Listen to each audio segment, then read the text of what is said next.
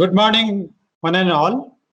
So, welcome you day 2 summer school. The today resource person we have engineer Nagajyoti from the ISRO scientist position working as at a regional remote sensing center ISRO NRSC ISRO Bangalore. And he will be going to talk on the fundamental of image processing concept for the remote sensing. I'll give just brief biography about the engineer Nagajyoti Kannan. So he is working as a scientist and system manager in Regional Remote Sensing Center, ISRO Bangalore. He has obtained BSc and MSc degree from the Bhartiyar University, Coimbatore, Tamil Nadu. He has also submitted his doctoral thesis in the field of computer science at ISI Bangalore, and he has having the more than 20 years of the working experience at ISRO in a different field in the area of digital image processing, geospatial information system, software development, system administration, system management, etc. And expertise having also in the software development and customization of GIS and remote sensing data analysis using open source tool. He has also worked in the geospatial application project of National Mission and a large scale user project as a coordinator and team leader that involved design and development of large database, system integration, customized solution development using open source and web GIS, development of mobile-based application, etc. His current interest, which includes mathematical morphology, volumetric data analysis, and information system. So he's very, I would say he's very experienced scientist who has devoted more than 20 years at ISRO. So now it's over to you, sir. Nagajyoti, sir, welcome you. Over to you. You can start your session, please. Yeah. Thank you, Syamlal, sir. Yeah. So, good morning, everybody. So, in this session, I am going to cover the fundamental image processing concepts, which is used in remote sensing area. So, this lecture is targeted on the participants, those who are new to this geospatial domain, so that we can bring them into this platform. And for others, those who are already having some experience, it could be a recap, of this digital image processing techniques. So yesterday we have seen, the remote sensing applications, various applications in general as well as in the forestry area. The remote sensing definition says that it is study and deriving information of earth objects by making measurements without coming into physical contact. So that way, knowing the fact that electromagnetic energy is interacting with every objects, so the remote sensing employs the electromagnetic energy for detecting and measuring the target characteristics. So if we see this electromagnetic spectrum, which ranges from gamma rays to radio waves, we have been using most of this energy in our normal day-to-day life. Okay, and what we are seeing is the wavelengths ranging from 0.4 micrometer to 0.7 micrometer. So based on the wavelength, the electromagnetic spectrum is labeled into different regions. So visible region is the one what we are seeing through our eyes. And of course, infrared and other things we use in our CCTV cameras and some of other applications. Microwave, anyway, we'll be using in remote sensing. I will be just touching upon that topic also. Radio waves, we are aware of it, its use. And in the medical field, we know that X-ray, how it is being used. So this electromagnetic energy is being used in many of our day-to-day applications. Here we will be focusing on the visible region, infrared, and towards up to microwave. So we are employing electromagnetic energy for studying the target characteristics. So the advantage is every objects behave differently in different spectral region. So this we want to exploit in our remote sensing. For example, if you take the vegetation, when we see the vegetation, it looks green. That means that only the green portion of the electromagnetic energy is reflected by the vegetation objects, so that it looks green to us. All other energy is either absorbed or scattered in different directions. So that is how vegetation is looking green to us. But if we see its response on other regions of the electromagnetic spectrum, for example, in the blue region, it is totally absorbed, and in the red region also it is totally absorbed. So that's why red is not reflected by the vegetation. But when we just move towards still longer wavelength, the infrared region, its reflection is very, very high. Okay, so this is a typical property which we are not able to see with our own eyes. However, the sensors can detect. So this kind of property we wanted to exploit in our remote sensing study. Okay, so similarly, if we see the water, it totally absorbs the near infrared portion of the electromagnetic energy, and it does not reflect anything. And in the red band, as I told you, the vegetation also absorbs total energy. And in the blue band, for example, the sand reflects the maximum energy. Okay, so whatever energy comes in the blue band, it is totally reflected by the sand object. So this kind of variations, this kind of properties we want to exploit in our remote sensing. So this is what it helps us to identify each feature what is available on the Earth surface. Okay. For this purpose, we are going to use the sensors. These sensors are nothing but a device, okay, and its fundamental principle is with underlying component that is called the detector. Okay, so what is happening within this component detector makes sense for us for our study. It is nothing but this sensors measures a physical quantity by using an instrument. That's all. So basically, it converts the signal what it is received to the quantifiable character. So that is how the sensor behaves. So for example, now we are using the thermometer. It has the mercury. So based on the temperature, that mercury expands and shows what is the temperature level. So a similar kind of thing is used in this sensors also, what we are employed in remote sensing. The advantage of this using these sensors is it extends the capabilities of human vision system. In the sense, what we cannot see also, so the sensors can see, or sensors can capture the signals. Okay, so that means from visible spectrum, what we see, we are moving to even non-visible portion of the electromagnetic power spectrum. Okay, and another advantage is our eye has some limitation. Beyond certain distance, we may not be able to see some features clearly. However, the sensors can go from close distance to the farther distance, which we generally use in remote sensing. So this is the basic advantage of sensor. Okay, what is this sensor basically? So it is a device, okay, which converts electromagnetic energy into equivalent electrical signal. So when electromagnetic energy or the light energy falls on this surface, it just senses that energy and converts into equivalent electrical signal. So you can see one component of this sensor. It looks like this. It has got a filter, and it has a power source and readout electronics also. It is housed in a small chamber. Okay, so these sensors, what we use in our remote sensing, is a very small size. For example, if you see resources satellite, it has got a sensor called LIS-3 with 6,000 this kind of sensors, or 6,000 sensors, 6,000 detectors are available in a single array. Its size is around 13 micrometer only. Similarly, the panchromatic sensor of LIS-4, okay, it is the size is around 7 micrometer, and the front satellite Spot 5, it has got around 12,000 detectors on a single row. Its size is only 6.5 micrometer. Okay, so these kind of detectors or sensors are put it in an linear array. Okay, these are all called the line sensor.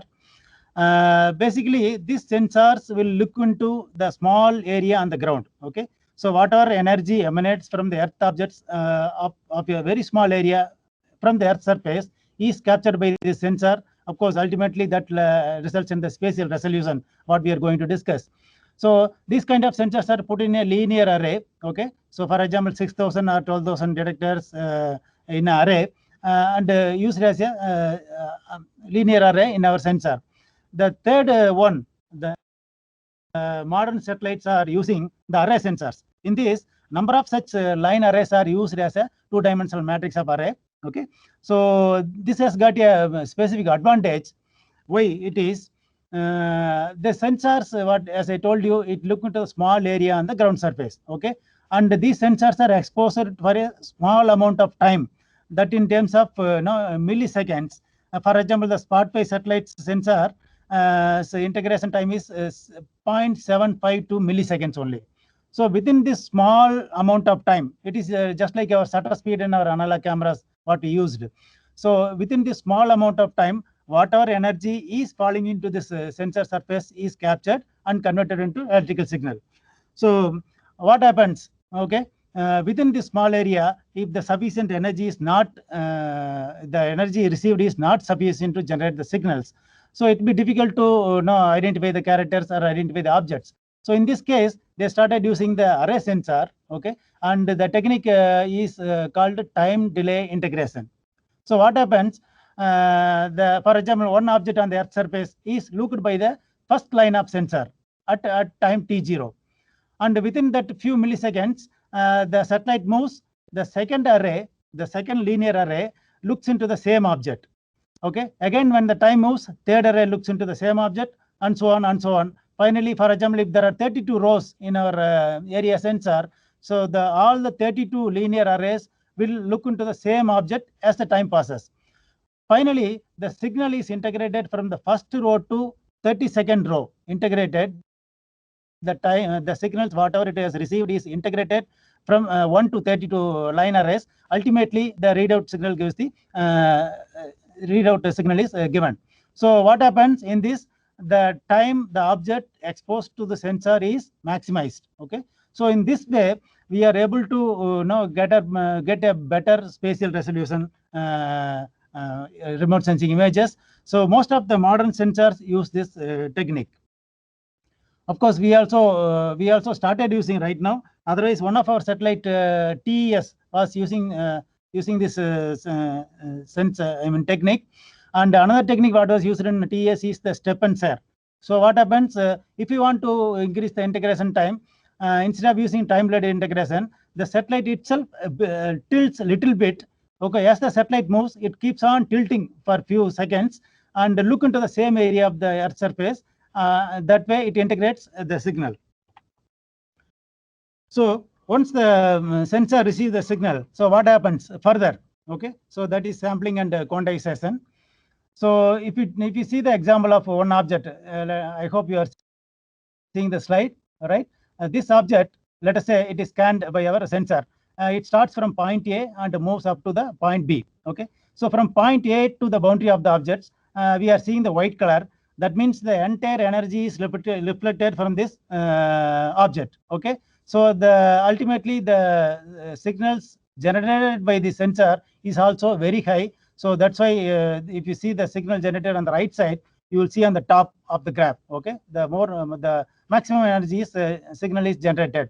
The moment it touches the boundary of this object, it is totally blocked. That means the total energy is absorbed by the object. So the signal also drops drastically to almost to the bottom line of the graph. Okay, so as you pass from left hand boundary to the right hand boundary, in between you will find a little bit of white gray shades, rather I should say the gray shades. Okay, so it is almost moving towards the white. So the signal generated is little increasing further. Okay, so in the middle of the object, it goes to the top of this histogram, then further drops down as it touches the right hand boundary. And again, from right hand boundary to the point B, it is white surface. Again, the signal jumps up to the highest value. So this is what happens when the sensor scans the Earth surface from one point to another point. So depending on the response from the object, the signals are generated. So once the signal, this analog signal generated. Okay, so this analog signal is subjected to the sampling. Okay, this sampling is nothing but in the generated signals, we identify few points on the signal and note down the signal values. Okay, of course, it is not a simple thing. This sampling also follows the digital signal processing theorems, and also it depends on the size of the detector what we are going to use, height of the satellite, as well as the focal length of the optical system. So these three things will decide how frequently we can sample the signals. So ultimately, these samples will result in your spatial resolution or ground sampling distance. So once the signal is sampled at a few locations, then on the y-axis we compare these signals into different levels. Okay, so these levels can vary from 0 to 255 or 0 to 65536, something like that. So the levels will depend on the signal strength what you are going to receive from the earth objects, as well as the sensitivity of the sensor, basically the characteristics of the sensor. So these levels are nothing but your radiometric resolution, what we say in our remote sensing terminology. So generally, so these sampled signals are equated in the y-axis and its levels are identified. So that will give you the digital number. So ultimately, the analog signal what we received from the sensor is converted into the digital number by this sampling and quantization. So you see this object what we used in the previous example. So here I have in the x-axis around 12 samples I have taken, and in the y-axis around 14 samples I have taken. So and each sample will give me some digital number. So if I converted that number into black to white gradient, otherwise it is called the grayscale. So the image result is shown on the right side. So if you can see, depending on the sampling interval, the shape of the object is disturbed. Okay, so you are getting you are not representing the original shape of the object in your resultant image. So this is the limitation. Okay, so that's why we are trying to increase our sampling interval. Ultimately, we are going to increase the spatial resolution of the objects. So yeah, so finally, this is what happens. You have the source of energy, and we are using electromagnetic energy, as I told earlier. So the source of electromagnetic energy is the sun. So we are not going to generate any energy in this scenario. We are using the existing energy supplied by the sun. That electromagnetic energy is falling into the earth objects. The earth objects reflect some portion of the energy what it receives from the sun towards the imaging system. So the imaging system captures the energy, and after sampling and quantization, it results in the kind of image. Okay. So this what happens ultimately converting the electromagnetic energy signal received by the sensor into the equivalent digital number. Now suppose if I keep a filter before that sensor, okay, so which will allow me only some portion of the energy into the sensor. Let us say it allows only the green portion, sorry, the blue region of the electromagnetic spectrum, say 0.4 to 0.5 micrometer, and another filter which allows me to enter 0.5 to 0.6 micrometer, like that. So I can keep several filters. What happens out of energy what the sensor receives, only few range is allowed to pass through this sampling and quantization. That way, I can have multiple arrays of sensors mount on my sensing system. So in each of the spectral region, I can capture the energy reflected by the earth objects. So you can see in the picture is a typical sensor mounted on our IRS satellite. It has got 4 cameras. That means there are 4 filters which is operating on, let's say, green, red, infrared, and short-wave infrared. These are the filters mounted on this camera. This is how the sensing system looks on board on the satellite. So what happens? Each of this array, okay, this line sensor will scan through the Earth surface as the satellite moves on time. Okay, so let us say when it passes over the Indian region from north to south, so each of the line array will expose itself to the Earth objects for a few milliseconds. Okay, and whatever energy comes to the sensing element, it is filtered to the spectral region wise, and ultimately it is converted into electronic electrical digital numbers. Okay, so this line, each line, so depending on the number of detectors and depending on the area what it sees on the ground, it covers the certain area on the Earth surface which is called the swath in our remote sensing terminology. Okay, and this technique is also called push broom. That means it is sweeping the Earth surface from one area to one direction to another direction. That's why it is called the push broom technique. Okay. Yeah. Now these sensors, whatever signals it generates, it can be put as an image, or it can be stored as simple numbers also. So accordingly, this can be categorized into two categories. One is the imaging sensors, another one is non-imaging sensors. Okay, so within imaging, you have got some passive sensors and active sensors also. Passive in the sense, the sensors does not generate its own energy. It depends on the energy, the third party energy source. Okay, for example, photographic cameras, what we use, and the optical sensors, they are all falling into this passive sensor category. Of course, we are going to discuss about the microwave region remote sensing, the radars, what we use, and the lidars using the laser technology. These are falling under active sensors. These sensors generate its own energy. Okay. So in the non-imaging category, we have spectroradiometers. It can be even ground-based spectroradiometers. You can just store the values into any of this storage medium and use it. And we also use the satellite-based active sensors like a microwave altimeter to know the height of the sea surface and other features. Okay, so these sensors they don't generate the image as such. However, it's also being used in remote sensing. So these sensors, whether it is single element or linear array or area sensor, all this can be mounted on platforms. Okay, so platforms in a literal sense, it supports some instrument. So these platforms could be even ground-based. What we use with the spectroradiometer in a tripod, and sometimes we use remote sensing, the spectroradiometers, remote sensing van, and flux towers are used to study the agriculture-related, collect the agriculture-related parameters. Flux towers, the height, the towers around 50-meter height, mounted with various sensors at different levels, are being used at the ground. In the air raid platform, of course, balloons were used for experimental purposes, and of course, now popularly we use the aircraft also specifically for the lidar applications. And nowadays we are familiar with the drones and UAVs. Okay, all these sensors which can be mounted on the drones, and it can be used effectively. What we are discussing in this particular session is the space-based platforms. Okay, so these sensors, as I was showing, one of the sensors mounted on the IRS satellite. So these sensors are mounted on the space-based platforms. Of course, satellites are the normally used platforms. Of course, space shuttle also can hold this kind of sensors, right? So once the sensors are mounted on a satellite platform, the satellites orbits around the Earth surface. Of course, in remote sensing, what we are using is the polar orbiting satellites. So it scans from North Pole to South Pole. Every day, it will cover some area on the ground. Let us say 140 kilometers or 70 kilometers, depending on the swath of the sensor. And the next day, it will go into the adjacent area.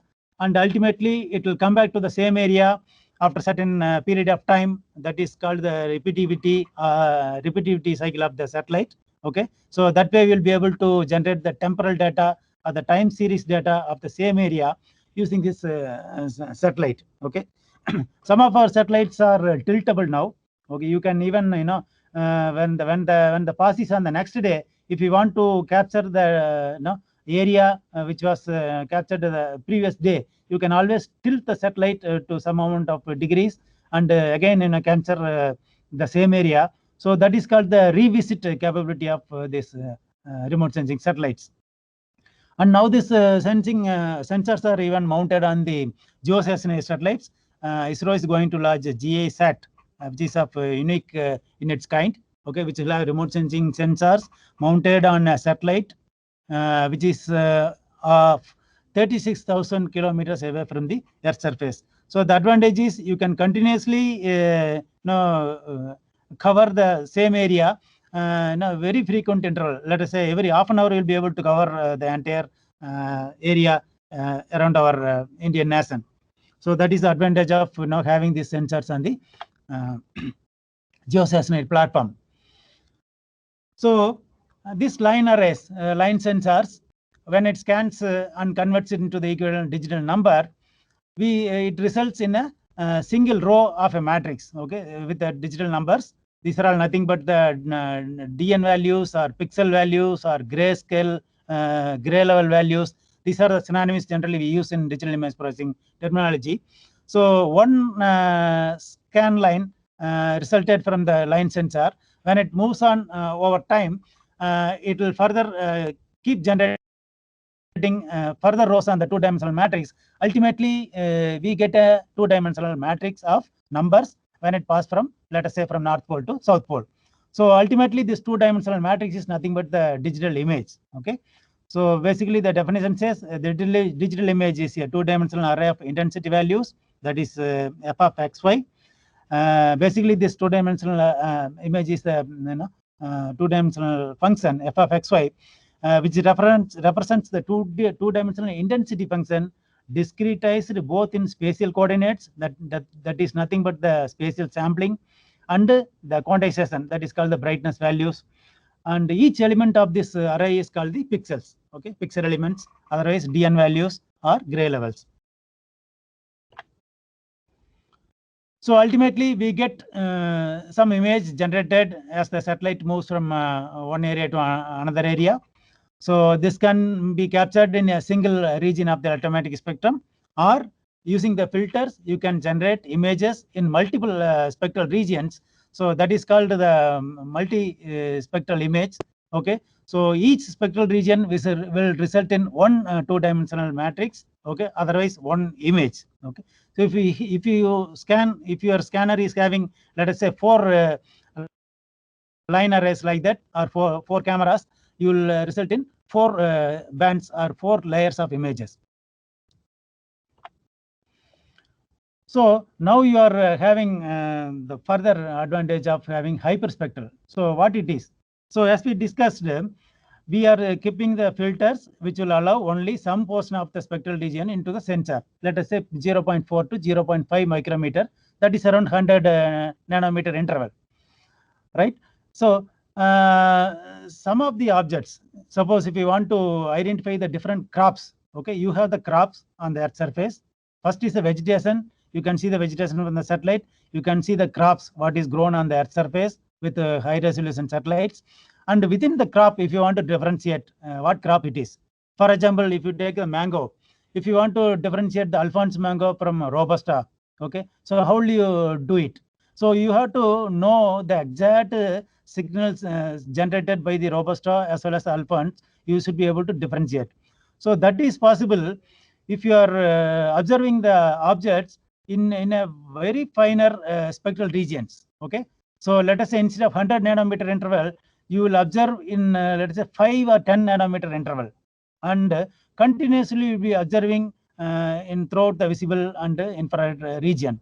So that will give you, in some of the spectral region, you will find some subtle difference between these two varieties of mangoes. Okay. So that is called the diagnostic band.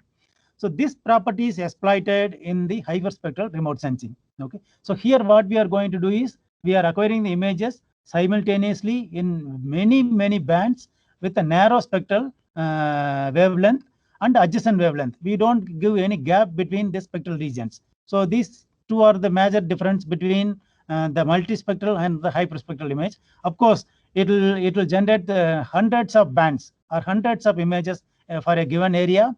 In the sense, the data volume is very high. You need a very high processing, very large processing time also. So this is the advantage of hyperspectral, and this technology is picking up quite popularly nowadays. So this is the one example of the black and white image. Otherwise, we call it the panchromatic data with a spatial resolution of 2.5 meters generated by the Cartosat-1 satellite. And this is the 1 meter satellite data. I hope the participants, you are able to find out which area it belongs to. Okay, I'll keep it open. I think you should be able to make out which area it is. So the same area, when you receive the signals in a multispectral or a different spectral regions, okay, and generate the color image, the image looks like this. So this is the quick wave satellite data with 60 centimeter spatial resolution. Okay. So if we see the varieties, what we generate out of this remote sensing sensors, so we call it as a high resolution satellite image. And this high resolution, in the sense, let us say 60 centimeter or 30 centimeter of spatial resolution, and 1 meter, all those things are called high resolution images. These images are good for observing human scale phenomena. In the sense, you will be able to make out the features without any difficulties. No, very comfortably you can view the images. I mean, identify the features. So it is highly targeted in the sense, it will focus on a particular area on the ground, and you have the narrow field of view. That means the region what it covers is very less. So if you want to study the largest area on the ground, high resolution may occupy a lot of space on your disk. Okay, the data volume will be very high. Whereas the low resolution images, it is best for the regional phenomena. For example, if you want to capture the entire image, like what is shown on the right side, if you want to capture the entire India in 1 or 2 days, okay, so you have to go for the very low resolution image. That means each pixel may cover 1 kilometer or even more area on the ground. Okay. So this can be collected systematically, and wide areas collected on each pass. So multispectral, as we discussed, these images are collected in different spectral regions, and you can view the images in color once you have the multispectral data. You can able to discern the material types, and sometimes you require the post processing. The cost is also higher because number of bands are more here. And the fourth one is the panchromatic image. This is the single band image. It is also called the black and white image. Here also you will be able to go for slightly higher resolution. You will get the wider field and more coverage, and it is less expensive because it is only the single band image. But it is a bit difficult to interpret because it is in black and white. Now we talked about the DN values or the gray levels or pixels. So the pixels are the smallest sample of the image. Okay, so the more pixels means you can get the more detail on the image. How these pixels are stored, as I told you, the quantization levels can vary. It can vary from 0 to any number depending on the sensor's capabilities. Suppose if you have the 256 levels in your quantization, okay, so the numbers can vary from 0 to 255. The number of levels are 256. So that can be put into the 1 byte in your computer. Otherwise, it is called the 8 bits per pixel. So you'll be using 8 bits per pixel, wherein you can accommodate the number 0 to 255. So, and it will occupy 1 byte on your disk space. So similarly, if your quantization levels are little more, okay, for example, if you are using 16 bits per pixel, or otherwise 65,536 levels, okay, accordingly you will be using the 2 bytes. Similarly, you can use the 3 bytes also in your image data, and you have images even 48 bytes and all those things. So what it implicates is, so depending on the number of bands what you use and depending on the quantization levels, the data volume will accordingly increase in your hard disk, okay, in your computer disk storage space. So normally most of our satellites use the 7 bits data, okay, and some of the recent satellites are giving data in 10 and 11 bits also. And the micro data you'll be getting in 32 bits, which I have not discussed here. They will give an amplitude and phase in a different 2 bytes. So all this information, so whatever we have discussed about the sensors, the platforms, and what kind of spectral resolution it is using, spatial resolution, everything, all the details of the satellites available throughout the world, you will be able to get from this website. It is called directory.evoportal.org. You people can kindly go through. You will get the full detail, including the pictures of all these sensors and satellites. Okay, then once we get the images, how do we view it? Of course, we are going to view in the computer terminal, right? So as I told you, the image is nothing but a 2-dimensional matrix having the digital numbers. So these digital numbers are in turn converted into the intensity values on the computer monitor, right? So for example, if your number represented on a 2-dimensional matrix or image is a 0, so that is converted into the black color in your computer terminal. Similarly, the highest value available on your image, let us say it is 255. So that is converted into the white color on your computer terminal. So from 0 to 255, whatever values are available, it will be converted into different shades of gray. Okay, different shades of gray ranging from black to white. So that's why it is also called the gray level images. So accordingly, you can view any of these bands. Suppose if your image given to you, for example, the thematic mapper which has got some 7 or 8 bands. If you have 3-band image given to you, you can view each of these bands in a black and white mode in your computer terminal. And if you have the multispectral image, right? So your multispectral images can, the number of bands can vary from 3 to any number. And the hyperspectral images, the number of bands can vary from 120, 256, 1024, like that. So out of that, so many bands, when you want to view in the computer system, you will be able to choose only the 3 bands out of your multispectral data, because the computer monitor can color monitor can have only 3 guns, the red gun, green gun, and blue gun. And for each gun, you will be able to submit one of these bands into any of these guns. So that means for 3 guns, you will be able to use only the 3-band data out of the n number of bands available to you. So you can choose any of the 3 bands and subject into red, green, and blue guns. You will be able to generate the color image on your computer monitor.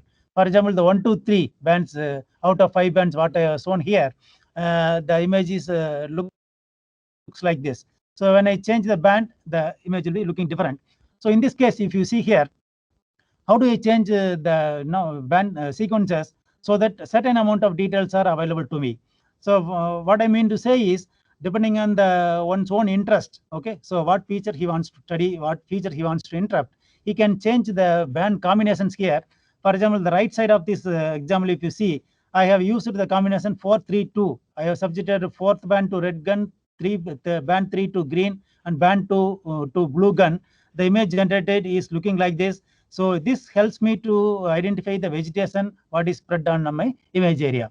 Similarly, on the left-hand side, if I want to highlight the urban areas, I can use the combination 4, 5, and 3 as a RGB combination. So the urban, the built-up area is highlighted here. So this way, one can choose the number of bands. So what I mean to say is, you should have some prior knowledge about the data, what you are having with you, and about the objects, how it interacts with the electromagnetic energy, so that you will be able to use or choose the correct band combinations for your image interpretation. So now just move on to the image processing part. Okay. So what are the goals of this image processing? Basically, we want to mimic, or we want to replace the human visual system by this computer-based image processing. Okay, so whatever we are able to infer the information from the images using our own eye, we wanted the computer to do it. Okay, or otherwise we wanted to help the humans in interpreting the visual data. Because image processing, a lot of steps are there. We are going to focus only on the steps what we are using in remote sensing data analysis. So I'll be just concentrating mostly on the image restoration and pre-processing, where you will be using the images restored or pre-processed using some mathematical or probabilistic models, and to remove the image degradation.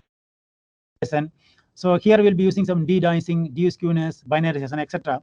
Then later on, we go to the image enhancement part. This is very important topic. So where we process the image to improve the quality, and also we can highlight certain features. And the third one is the very important one, which is the image interpretation analysis. So this is what we are going to use our machine learning, deep learning techniques, the core area of this summer school. Okay. So basically, we take the input image, and pre-processor, we process the image to make it amenable for our analysis. Then we use the image processing techniques to get some information, use some post-process analysis to extract the statistics. Finally, you generate the output image. So these are the major steps followed in any of this image analysis.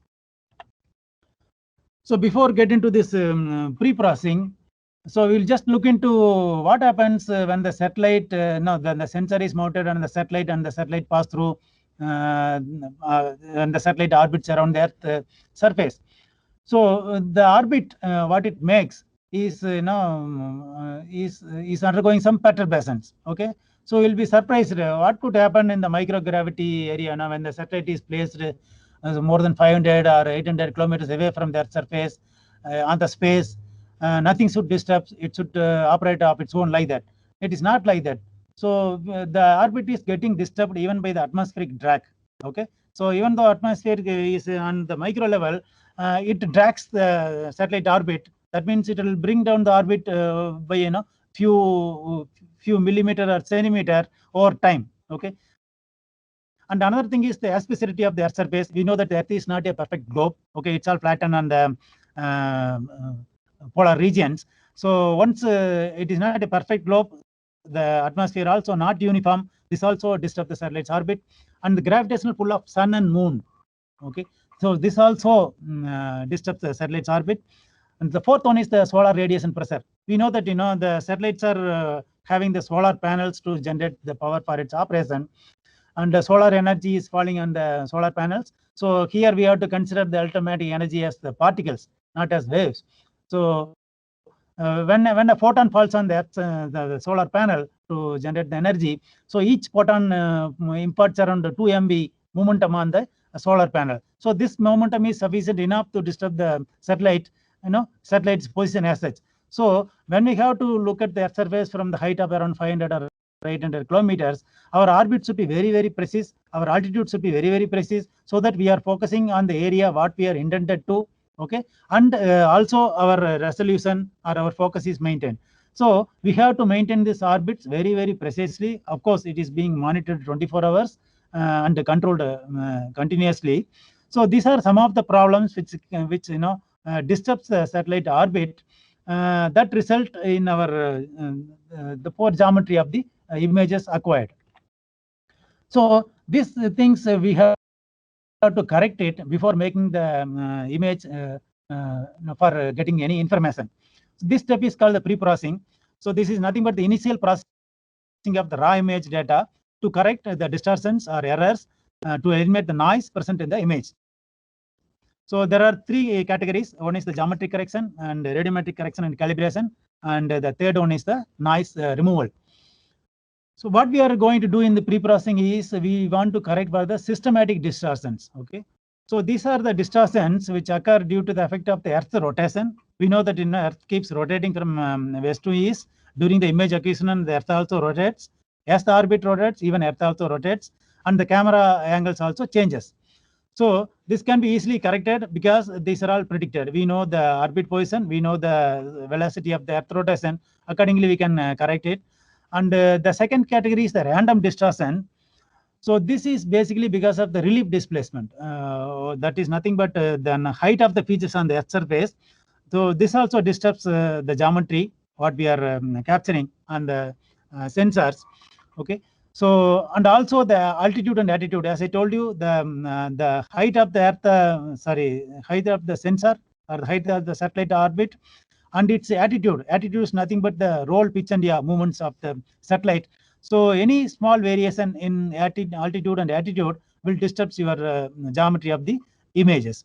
So here we are going to use the digital elevation models and ground control points to correct the random distortions. So what we do in radiometric correction, so this is done to reduce or correct the errors in the digital numbers of the images. That means the radiometry, the measured signal values are getting corrected in this. This is done to improve the interpretability and analysis of the images and to standardize the images. Of course, what is this standardization? We will be just discussing a little further why it is required. So it is particularly useful when you want to compare scenes of multiple temporal data. That means you are capturing an image of, let us say, around the Surathkal today, and after 15 days you are covering once again. So you want to, when you want to compare, you have to bring this radiometry into standard form. Then only the comparison is possible.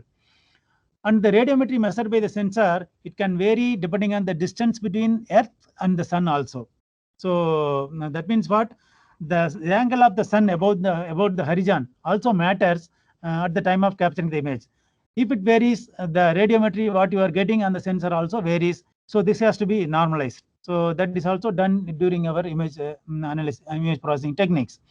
The last one is the atmospheric correction. Okay, so what happens? Yes, the sun's solar energy radiates from sun to Earth's surface.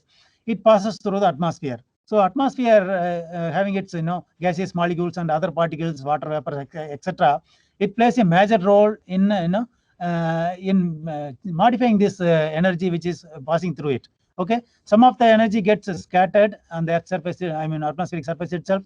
Some are absorbed and some are allowed to pass through. So whatever energy is passed through the atmosphere is only reaching the Earth object, and again when it is reflected back by the Earth object, again it is passing through the atmosphere, subjected to all these problems. So atmosphere plays a major role. This has to be corrected, knowing the atmospheric characteristics and other parameters.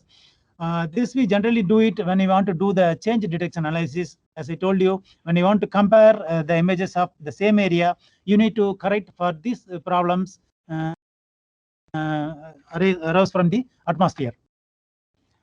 Then the noise removal is another one.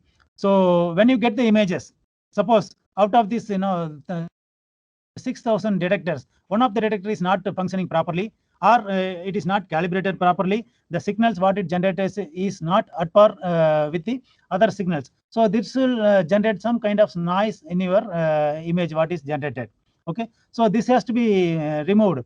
Of course, all these sensors are, all these detectors are continuously monitored, and accordingly its performance is varied using the bias and gain setting values. But still, if some problem happens that will result in poor radiometry, you can use some of the image processing techniques to remove this noise. Okay, so in this example, what I have shown is some kind of horizontal strips are available. These strips are typically generated by the across track mirror scanners. So, for example, the Landsat thematic mapper, it was having 6 rows of detectors. So, out of 6 rows, if one detector is failing, you will get black stripes for every 6th line of the image. So this can be removed by taking average of the previous and the next scan line. All kind of some techniques can be used to remove these techniques, to remove these problems. Okay, so it is basically because of the detector's response.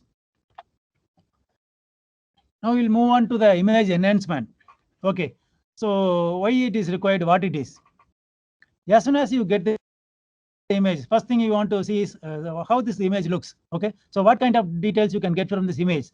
So whether it is representing the intended area what you want to study, all these things you will just you will just display the image and see. So generally what happens, these images may not look so appealing in the first instance. Okay, as a raw data, if you just display, it may not be so appealing. So using this image enhancement techniques, we try to improve the image quality. Okay, we try to improve the radiometric or spatial enhancement or spectral enhancements. So why we do is we want to highlight the interesting detail in the image. For example, I want to study about the urban area. So I want to see how the built-up area is looking in my image. So I can highlight the interesting details, and through some techniques you can remove noise also in the images. More basically, we want to make visually appealing using these enhancement techniques. So here we have some 2 broad categories. One is the spatial domain techniques. Here we will be just manipulating the pixel values only, okay, to improve the image quality. Another one is you can just go into the frequency domain, that is called either fast Fourier transformation or wavelet, all those things.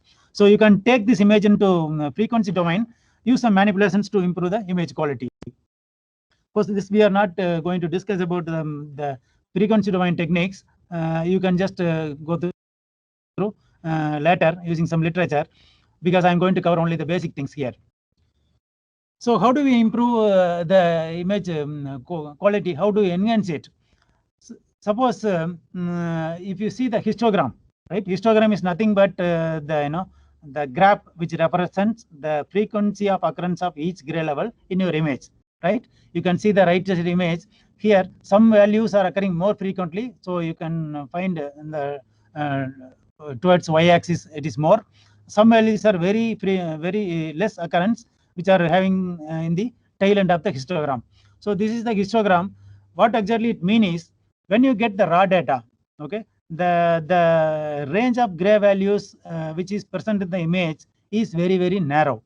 Okay, it may not be occupying the full range. For example, if you get the 8-bit data, the numbers can vary from 0 to 255. However, if you just plot the histogram, you will find the values may be ranging from, let us say, 50 to 150 only. So remaining area is empty. That means you don't have any values in that area, right? So when we display the narrow range histogram, the image may not be so appealing.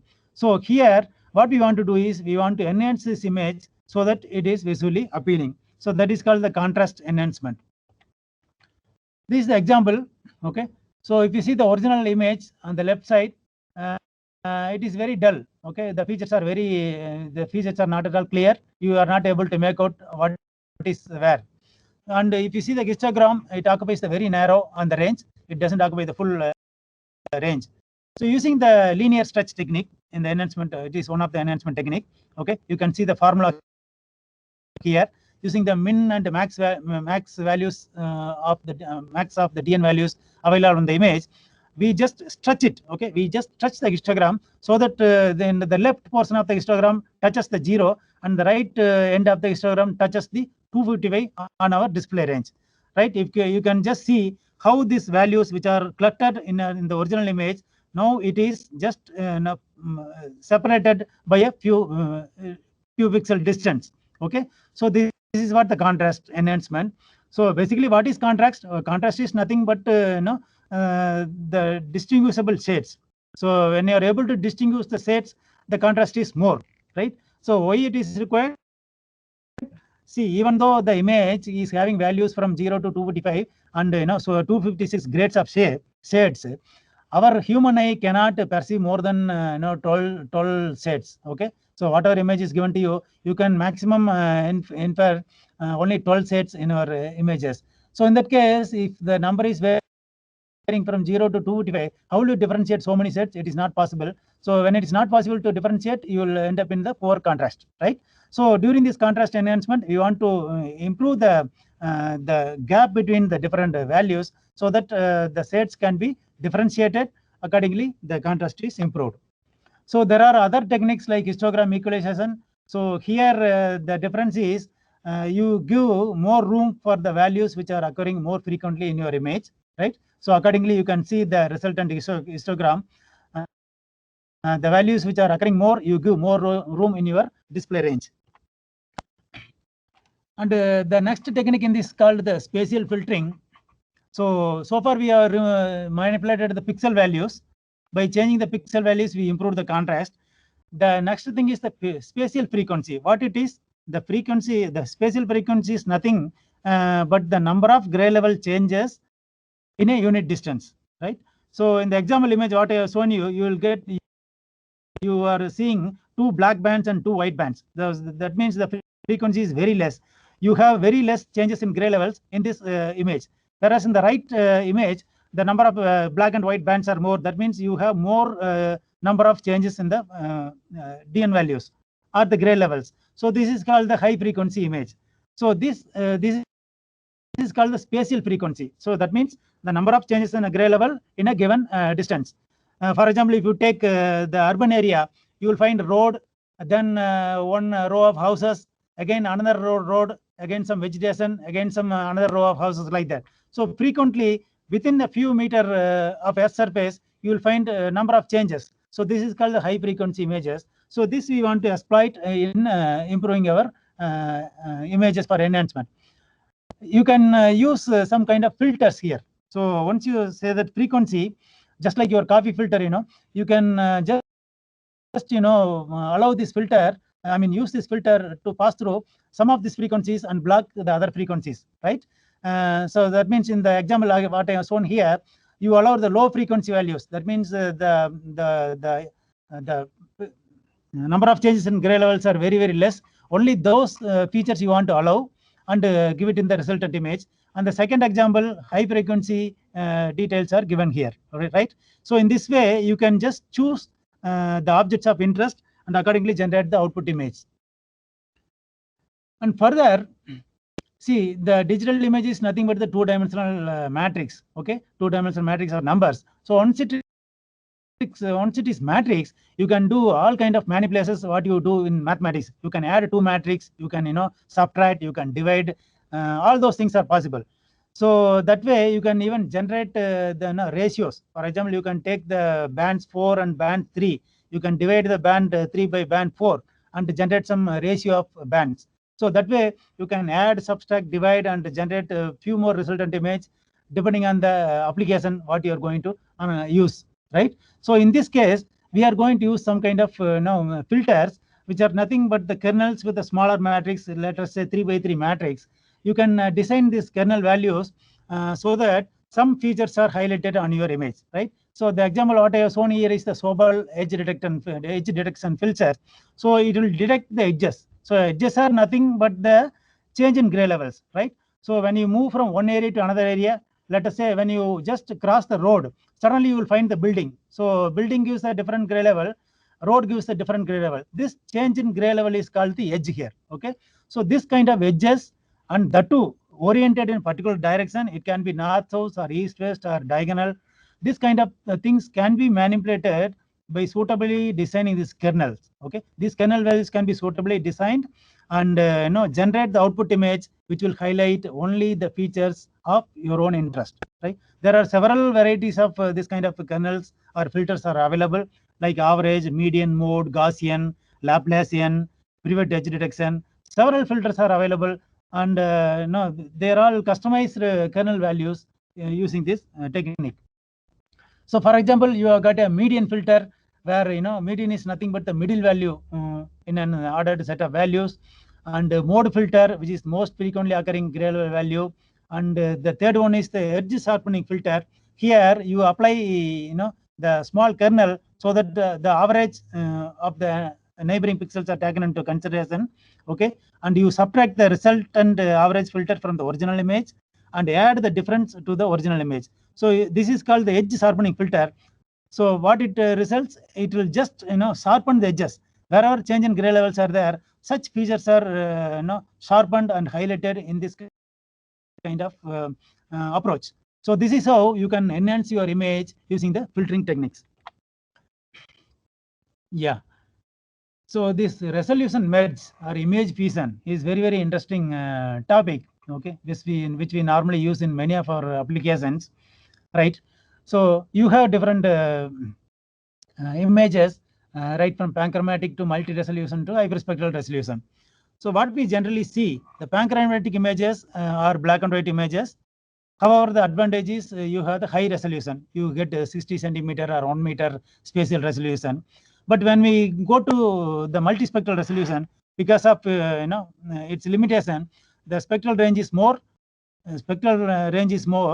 But the spatial resolution is less compared to the panchromatic data. That means, if you take LIS3 multispectral sensor, it is having 23 meter spatial resolution, whereas the same satellite's panchromatic sensor is having 5 meter data. Similarly, 1 meter panchromatic and 5 meter spectral resolution LIS4 data. So suppose if you want to get an image with more detail of Earth objects, but in the color mode. So in the panchromatic mode, you get very high details, but in black and white. Whereas in the multispectral, you get a color image, but very less details. How to combine it?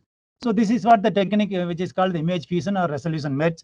So here what we are going to do use is we take the spectral information or the intensity values from the black and white image, that is high resolution image, merge it with a low resolution image, that is a multispectral image, and come out with a color image, multispectral image with high resolution. So that is what we are going to achieve using this technique called image fusion.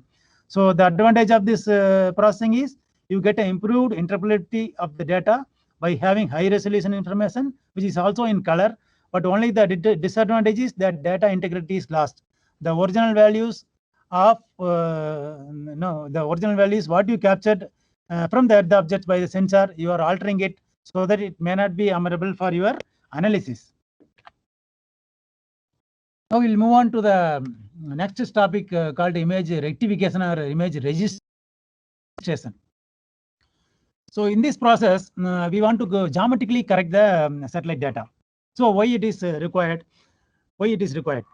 Suppose if you take an image, which is the satellite captured from North Pole to South Pole, and image is given to you. It is given to you as a two-dimensional matrix. That's all. Okay. It does not have any association with the ground surface as of now. Okay. So that means, suppose if you want to use the image itself as a map, you have to associate this image to the Earth surface, right? So how do we do it? So we can do it by bringing this image into the common coordinate system. Of course, what we are trying to do here is we try to capture the three-dimensional Earth surface and represent it in a two-dimensional image form. Okay, so from 3D to 2D conversion, we have to use some projection and the coordinate systems. Of course, this is very much important in GIS, Geographic Information System, especially when you want to integrate several data into one application. So that's why we want to associate this image to the Earth surface by referring it into a map coordinate system. Okay, so here also you have got some two varieties of errors: systematic errors, what we generally know, which is already corrected in your pre-processing stage, and what we are going to correct in this rectification stage is for the non-systematic errors, which has happened due to variation in altitude and attitude. Okay, so basically, once you bring the image into some common coordinate system, you will be able to compare the images of multi-temporal images, or you can compare the images emanated from the different sources also. So that is the purpose of this image rectification or registration. So generally we do it when you want to do the change detection studies. Of course, in computer vision also it is being used for target localization, quality control, and stereo imaging, etc. And in medical imaging, you can combine the CT scan and MRI scan data and tumor growth monitoring, etc. And in remote sensing, we use it for classification and environmental monitoring. That is basically the change detection, image mosaicing, weather forecasting, etc. So this is the illustration. So when you have the raw image, of course, because animation is not being displayed, some of the things are masked here. So you have the satellite image. If you just zoom it, you get the enlarged view of the particular area. So this is nothing but the two-dimensional matrix. You can just pinpoint the pixel location by only the image coordinates. Suppose you can, if you want to identify a pixel, you can tell it is in which row and it is in which column. That's all, as far as the digital image is concerned. Okay, so it does not have any association with the Earth surface right now. So this we have to associate using the ground coordinate system. For example, latitude, longitude values you can incorporate into your image pixels. So what you are generally doing in this step is we pick up the points. We pick up the points for which we precisely know the ground information or the ground position information, basically the latitude, longitude values, and incorporate those values into into our digital image. Okay, and afterwards we will be using some polynomial model so that the same values can be extrapolated or interpolated to the other pixels on the image. Ultimately, this image, once it is associated with the reference to the Earth coordinate system, it will be truly oriented towards the north-south direction. You see the right side image, which is geometrically corrected, it is slightly tilted. It is because when the satellite passes from one point to another point, the Earth is rotated, right? So when the image is generated by the sensor, you simply get the rectangular image like shown in the left side. Whereas when you associate it with the ground coordinate system, it is corrected as per the true north-south direction. So you get the tilted image like this. So this image now it can be used as a map in the sense you'll be able to measure the area, distance, and all those things using this image. So that is the basic advantage. And why it is used? Basically, once you refer to the common coordinate system, you can take the multi-temporal data. You can even register the one image over the another image. Ultimately, you will be able to find out what are the changes that happened in a particular location.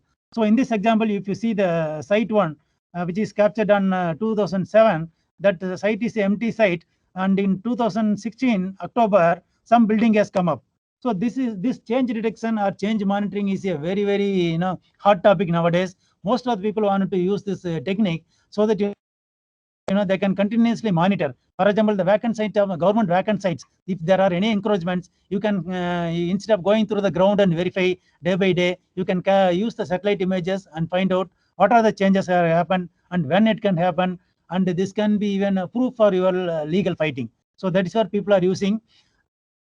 And even our corporations, they use to identify the building footprints. Accordingly, they can fix the tax. Okay, property tax can be fixed based on these changes.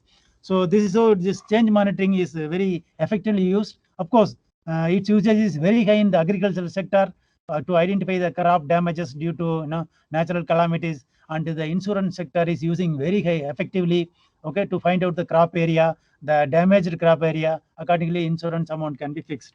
So this is a very, very important tool in our image processing. And finally, we will move on to the image classification. So this is the step where we are going to extract the information by analyzing the digital image. Okay. So here what we are going to do is, you have the multispectral data or several band data. You assign the individual pixels from the multispectral data into discrete categories. Okay. That means you want to categorize the information what you collected from the several spectral regions using your multispectral data. So here the satellite images are basically clustered based on the spectral similarities. Spectral, here what I mean is the radiometric values or the digital numbers or the pixel values. So based on the pixel values, you want to cluster the satellite image or you want to group them. So these clusters, once it is grouped, it can be assigned to a theme or a class. Okay. So what basically it does is, it will group the pixels based on the spectral characteristics, right? Let us say if you want the group, the pixel values ranging from 75 to 90 into one group and 90 to 100 into another group. So depending on the SFS features, then the first group you can make it as agriculture. The second group you can make it as a water or built up area, something like that. So these groups are already these groups are assigned a theme or class ultimately. Okay.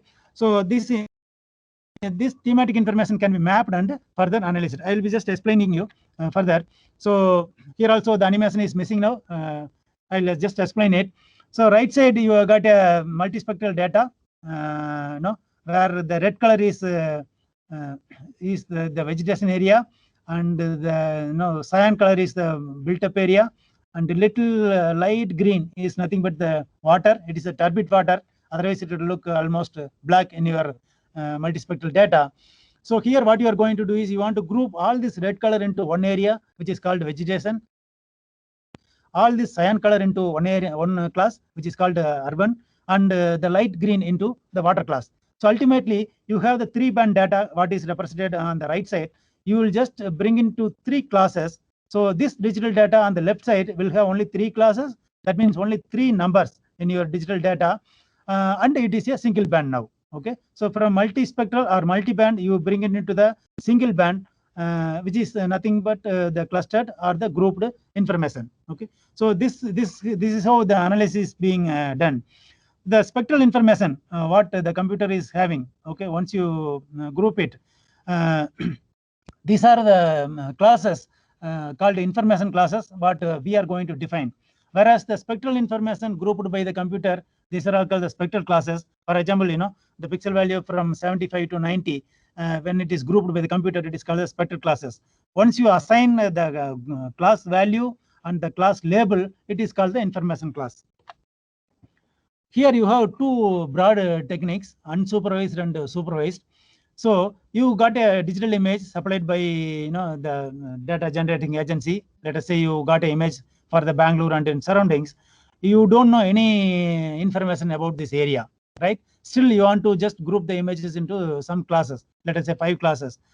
You have algorithms available, okay, which can group these pixel values based on the spectral signatures available in the digital image. So that's why it is called the unsupervised. You don't interfere in the image analysis.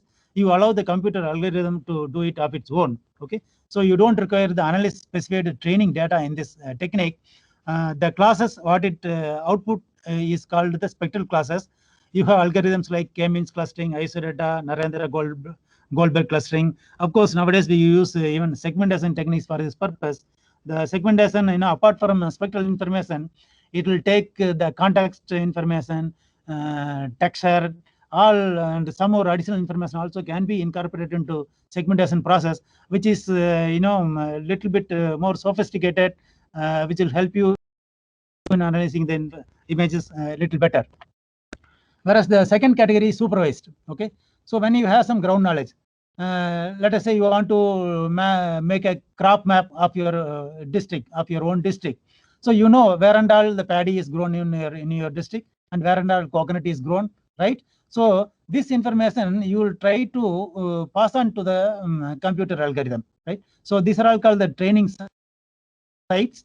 You will mark the area where the paddy is grown, or where the coconut is grown, or where the water body is there. You will just mark the representative areas on the image, then allow the computer to analyze or allow the computer to group it, right?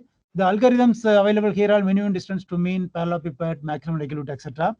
Of course, you have advanced classification techniques in this category, like ANN, fuzzy, contextual classifiers. Now we use object-oriented classification, wherein we incorporate additional information like slope, texture, etc., shape, size. All those things can be incorporated into object-oriented classification. This is how it is used in supervised classification. So when you give the training site, you can always evaluate it. The process goes like this: you get a raw data, and you give the training samples, which is nothing but the signatures, right? Representative signatures you will be giving, and you can evaluate the signature what you have given is correct. I mean, correctly representing the classes what you are intended to group, right? That is called the signature evaluation or separability analysis. So this is the technique followed to improve the classification accuracy. Once you evaluate the signature and you are comfortable or you are confident in the training sets what you are given is correct, you can subject it to classification, and finally a classification map will come out. Yeah, so that is what the basic steps so far we have covered. We have talked about the pre-processing. Pre-processing is done at the data supplying agency itself. We are not generally do anything as far as pre-processing concerned, except doing some noise removal in our lab. We generally do the enhancement improvements. We carry out the image rectification or registration. Then finally we go for the analysis. That is nothing but the classification to come out with the thematic map or any of the maps of our own interest, right? So that is what the basic steps in digital image processing. And I just want to touch upon 2-3 more topics which are relevant in this domain, which is called the satellite photogrammetry, right? So nowadays we are talking about the very high resolution images of 30 centimeter, or even in the car number plates can be read from the satellite. So in these images, the common problem what we come across is the relief displacement. So this is because of the height of the objects, height of the natural or man-made objects, which is found on the Earth surface. So in this example, what is shown in the slide, if you see the Eiffel Tower, the top of the Eiffel Tower, if you see the image location, the pixel location in terms of line and column, it is somewhere on the top, okay, in the top row.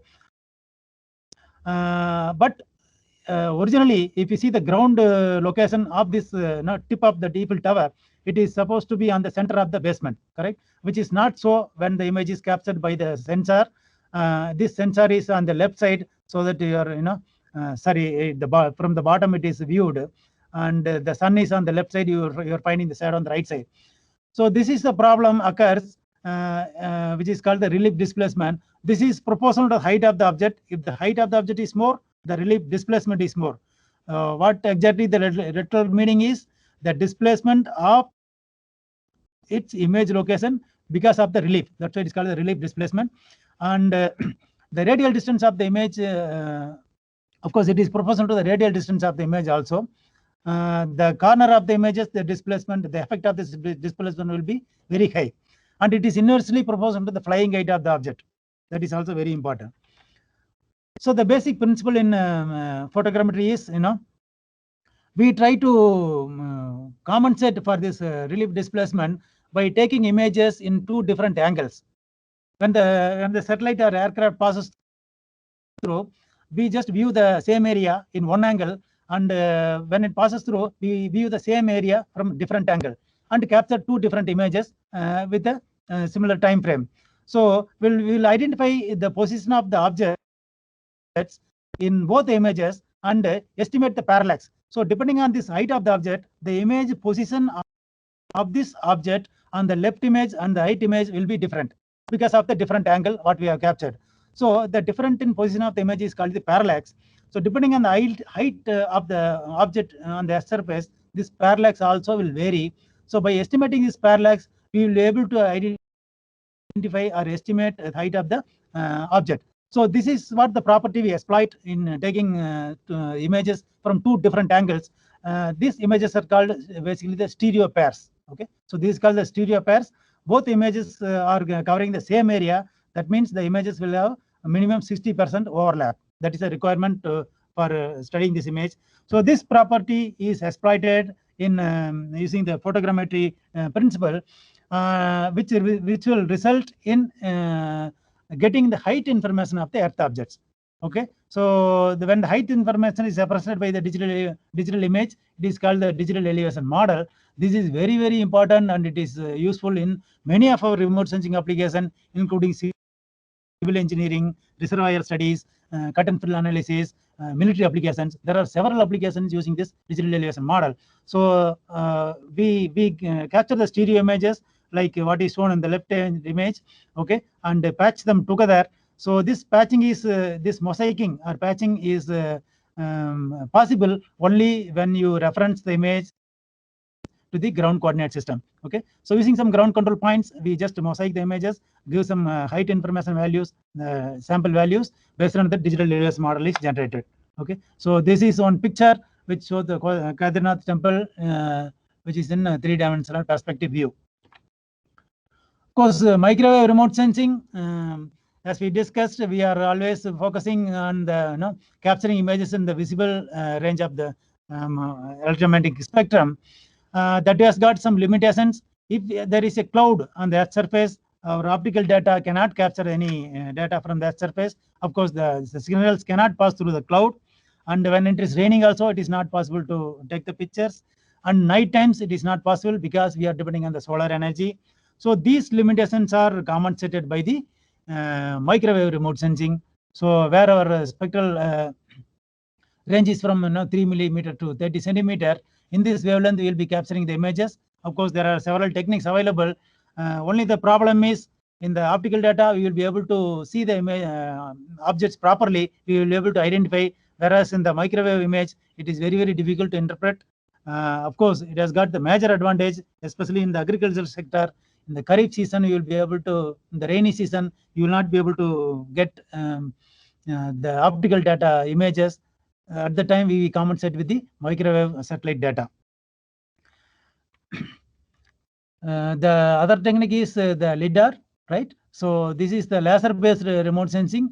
This is especially used in getting the height information very, very precisely. You get the height information to the accuracy of plus or minus 15 centimeter, even better than that, right? Most of the urban applications use this. Finally, we will come to the volume of data. We talked about several techniques and several possibilities of capturing data, so which are of varying in spatial resolution, spectral resolution, radiometric resolution, and temporal data. It's all result in the volume. Okay, so much of volume of data is generated every day. For example, Google generates around 25 petabytes of data per day, and Sentinel-1 satellite, it collects around 1.7 terabyte of data every day, and the Digital Globe estimates Landsat captures around 2 petabyte of data every year. If we take the simple example of Karnataka alone, so where it is covered by 191,791 square kilometer with 31 districts. So if you want to cover the entire Karnataka using the Kata-1 satellite with 2.5 meter spatial resolution, you have to have 460 scenes. Okay, 460 scenes you have to capture and mosaic it to cover the entire Karnataka. Similarly, Panchromatic with 5 meter around 80 scenes. List 3 with 23.5 meter 30 scenes, like that. So if you see the entire data, if you want to collect this data for an analysis, it will occupy around 1.3 terabytes. Of course, it has to go through a number of steps, like geometry correction, mosaicing, extracting, and all those things. So which will result in around 6 times of raw data space is required to keep all your data in the disk, right? So which may range around 8 terabyte of disk space requirements for Karnataka state alone for a single time study. So you can just imagine if you want to study the multi-temporal data. So sorry for the delay. I'll just complete in 2 minutes. So what are the challenges we come across in digital image processing? So it requires the prior knowledge, which is not present in the image. The patterns described in the objects are not fixed and depend on the environmental effects. Okay. And impairments of data acquisition systems result in noisy and incomplete data. That is nothing but the detector problems. And the complexity is due to integrating visual information from data from other external sources. So this is the challenging thing in our image analysis. And the processing time necessary for dealing with the enormous bulk of visual data is also a challenge. We need a high performance computers with no either software with no commercial softwares with stochastic algorithms, etc. And the current trends are natural and man-made machine interfaces. Then we know about the augmented and mixed reality, and we are talking about intelligent transport systems nowadays.